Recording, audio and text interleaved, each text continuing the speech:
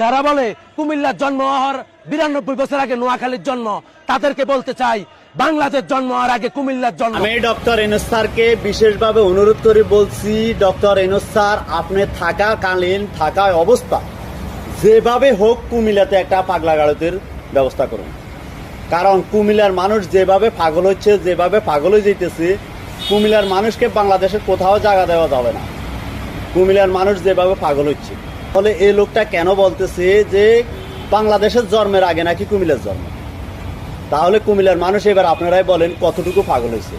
আর doctor Yunus স্যারকে আমি আবারও হাত জোড় করে বলতেছি, আপনি কুমিল্লাতে ইমার্জেন্সিভাবে একটা পাগলা গাড়ি তৈরি করেন। তা না হলে কুমিল্লার মানুষ যেভাবে পাগল হয়েছে, পাবনাকে আপনার জায়গা হবে না। পাবনা কোনো প্রকারে জায়গা দিতে পারবেন না। কুমিল্লাতে ইমার্জেন্সি প্রয়োজন হয়ে গেছে একটা পাগলা গাড়িতে। কুমিল্লাতে ইমার্জেন্সি প্রয়োজন হয়ে গেছে। দয়া করে দর্শক আপনারা যারা আমার এই ভিডিওটি দেখেন একটু শেয়ার করেন।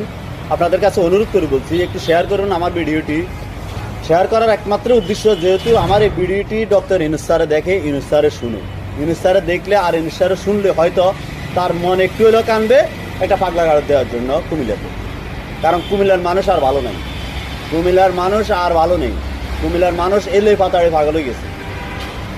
বাংলাদেশের জন্মের আগে নাকি কুমিল্লার জন্ম। এবার আপনারাই চিন্তা করেন, এক একজনে এক একভাবে যেভাবে বলতেছে, এইভাবে আমার মনে হয় পাগল আর বাকি নেই। এক সিরিয়ালে পাগল শুরু হয়ে গেছে।